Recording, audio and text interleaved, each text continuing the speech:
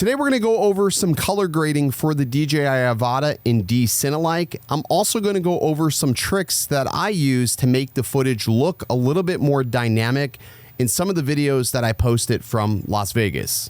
Let's get started. What's good, everybody? Ken here, you're watching Original Dobo, and if this is your first time here, I do tips, tricks, tutorials just like this. Today we're doing a Premiere Pro tutorial on the DJI Avata. We're going to talk a little bit about the color grading process that I apply towards my footage, along with how I make the footage look dynamic. One of the downsides with the Avata is that frame rate is locked at 60 FPS, which means you really don't get as much motion blur as you can get with 30 frames or even 24 frames. So it sort of leaves you hunting for ways to sort of fake motion blur. One obvious way that you can get more motion blur out of your footage is fly faster and use an ND filter, which for all of these clips, I was using an ND32, trying to really maximize that shutter rate, try to keep it at, double my frame rate. I also locked my ISO at 200 for all of these clips while I was in Vegas. That also helped sort of slow down that shutter just enough to give me a little bit of motion blur. But beyond that, how do we make it seem that we are moving so much faster? And it's honestly, the answer is really quite simple. If we bump up any one of these clips up by, let's say, 20%, which is what I did, it does give us a much more dynamic effect. Now, one of the things to consider when you are bumping up any of your footage and you're making it faster, sometimes this will sort of incur a bit of a stutter in your clips. And one of the nice things about Premiere Pro is that we can apply something called time interpolation. Now, time interpolation will essentially sort of smooth out those frames and give us an overall better look. So if we go on this clip and right click and go down to the time interpolation window and choose optical flow will sort of blend some of these clips together. And what I find is that it essentially smooths out that sort of shutter stutter that's incurred by speeding up clips that were shot in a higher frame rate when we're dumping it into a slower timeline. Because for me, what I tend to do is I will take these clips, I'll apply optical flow, I will go up to my sequence settings here, and then the last thing I do is I go ahead and change this to a 29:9:7. Most of my FPV footage is shot in 29 frames per second. I never really found that FPV looked amazing at 24. I always found that 29:9:7 looked the best. So that's what I tend to do with that. So if we play this back, it just gives it a little bit more of a dynamic shot. And if you look at that vehicle, the vehicle doesn't look like it's moving wildly fast, and you can see, wham, that just looks a lot more dynamic. Now, there's times where this will not work in speeding up your footage. If you're in a busy spot where there's a lot of people that are moving somewhat quickly, you may not want to do this. So you have to really tread lightly. You can see there's a gentleman walking right there, and he was walking slow enough and enough out of the frame where it just didn't look unnatural. And that's probably why a lot of people didn't realize when I was posting these stories that that clip was sped up.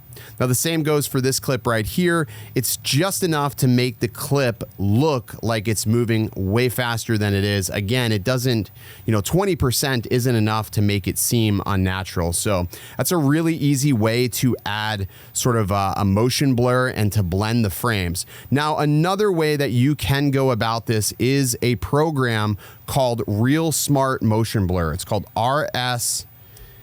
It's called Real Smart Motion Blur, and it's a $100 plugin. But if I drag and drop this to the clip, what it will do is we'll analyze the clip for motion, and you can set the blur amount to whatever you want it to be, and you can also set the motion sensitivity as high as you want it to be. So if I set this to, let's say, 80, it's going to be a lot more sensitive to any sort of fast motion in the video. So when I go ahead and play that back, you can see it's almost doing what frame blending does, but not quite as much. I'm going to go ahead and let this clip render out so I can show you the end result of using RSMB. Now, I will tell you that if you don't have a very powerful computer, this can be a very daunting task. But the final result of using RSMB is really, truly amazing. Alrighty, so now that RSMB is completely rendered out, it does take a little bit of time. You can go ahead and play it back and pay attention to that bottom portion of the frame, you can really sort of see that it adds like a nice sort of subtle motion blur. It's sort of hard to see watching here in Premiere Pro, but it also helps smooth out some of those jitters. But like I said, it does take a little bit to make it play back smoothly. So I do all of these things first. I add my RSMB, or I speed up the footage, or do time interpolation and use optical flow. Get all my footage basically the way I want it, and then I go through and do some color grading.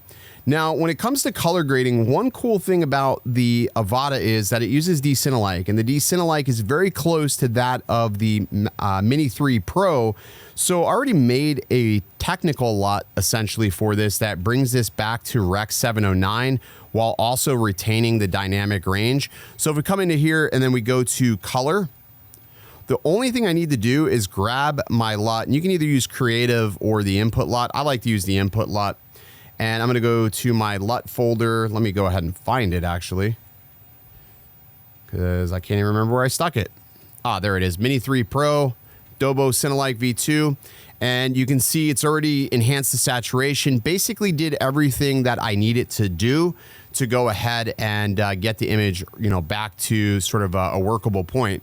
Now, the only thing that I would do with this image is really just cool it down a little bit. Like right about, I want to say about there.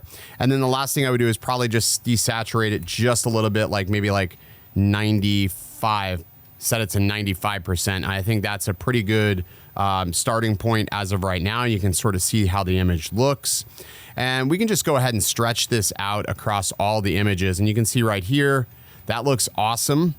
Again, off, on, off, on. And again, this is my Mini 3 LUT, and it works perfect with the D-Cinelike, which I think is pretty cool.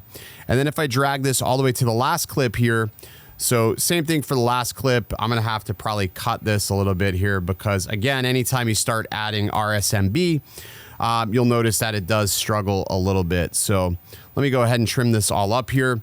And yeah, for the most part, I feel like that looks absolutely outstanding. We can turn that off, on, and yeah, definitely does a good job of making things pop a little bit. Now, when it comes to giving this more of a little bit of a stylistic look, I mean, quite honestly, you can go to the Creative tab and you can grab any sort of LUT and dial it back a little bit. One of the LUTs that I find myself gravitating towards a lot is this LUT I've had for years. It's made by Daniel Schiffer. And I'm just going to go ahead and grab that LUT and just sort of showcase what it can do. So if I go to my LUTs folder again, I have a folder with all these Daniel Schiffer LUTs, and I'll put a link down there. I don't know if he still sells this LUT or not, but my goodness, it's such a winning combination. Is I'll grab this Houston LUT and just sort of dial it back a little bit to about like 45%, sometimes like 35%, I feel is enough, just like that. And if we turn that Creative LUT on, off, it really just gives like a super nice look to the entire image. And again, I can't say enough good things about this LUT. I really like the look of it. It's my favorite one out of all the LUTs I use. Just dialing it back to like about 35%, depending on the clip, really just brings out the color. And I mean, look at the sky. Sky looks good. Ground looks good. Good dynamic range.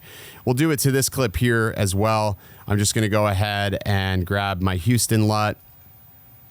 And I'll link a couple of LUTs that I've used in some of these vlogs that I feel like really give a nice sort of, I hate to use the word cinematic, but that's the word I'm going to use, cinematic look. So there we go. And that just sort of gives a nice sort of filmic look. Obviously, being out west, everything's sort of orange and blue. It works really well. So, and honestly, that is really it. Use my technical LUT to bring it back to Rec. 709. It gets you about 80% of the way there. You saw the only thing I really did to any of this footage was drop the saturation down to 95%. Added another sort of a look grade LUT, drop that percentage down to 30%, and honestly, we can call this done, and I think that that is perfectly passable for many when it comes to social media. Again, is this color grading? Absolutely not. Could I be a lot more critical and manually do this? Absolutely. But who the fuck wants to spend that much time on things that are going to get forgotten about tomorrow? There's one thing we can always make more of, it's money, but we cannot make more of time. So anything I can use to get back that time, such as, you know, shortcuts like this with technical LUTs and look grade LUTs from other creators, I'll definitely do that. Anyways, if you want to try any of these tricks out, go ahead and check it out. Links in the description for the technical LUT. It is for the Mini 3 Pro, but it works perfectly fine for the DJI Avata. The only thing I did was, again, just drop that saturation back to about 5%, and I think you'll be perfectly happy with all of this. That's going to do it for today's video. I hope you enjoyed, and as always, stay original. I heard they checking for me, no one checking on me, so I had to go run up a check. I got the message on me, ain't no flexing on me, my attorney gon' call and collect. Blessings on blessings for me, my successes only made them envious, they got upset. I had to put all their egos in check. I want the money to Paris.